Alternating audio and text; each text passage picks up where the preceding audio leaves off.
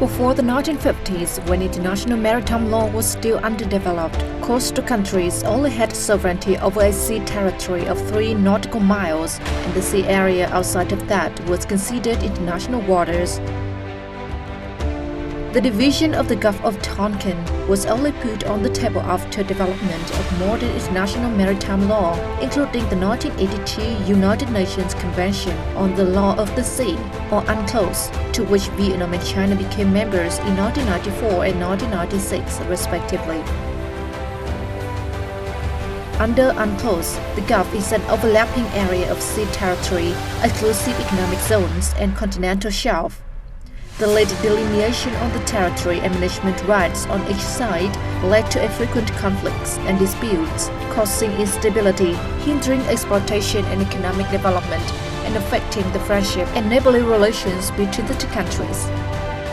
Negotiations to settle the delimitation of the Gulf of Tonkin between Vietnam and China lasted 27 years and were in 3 phases, from August 1974 to November 1974, October 1977 to June 1978, and 1992 to 2000. On December 25, 2000, in Beijing, the Ministers of Foreign Affairs of Vietnam and China signed an agreement on delimitation in the Gulf of Tonkin, ending 9 years of negotiations and taking effect on June 30, 2004.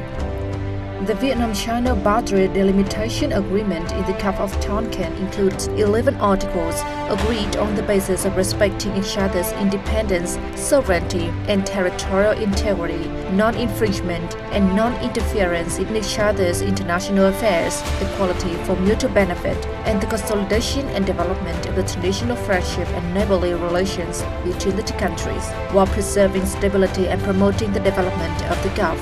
Accordingly, the two sides agreed to a delimitation line with 21 points extending from the mouth of the Bay Lu River to the end of the Gulf in the south. Under the agreement, Vietnam enjoys 53.23% of the Gulf and China 46.77%.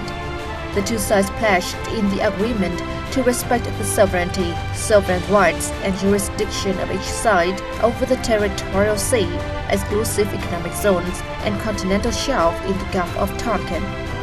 Each side proactively and independently conducts mineral resources exploration within this continental shelf.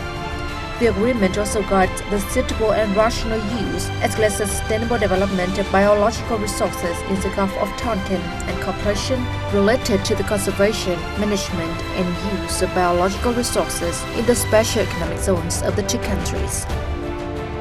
Regarding dispute settlement mechanisms, the two sides commit that all disputes between the two related to the interpretation and implementation of the agreement will be settled in a peaceful and amicable manner through negotiation.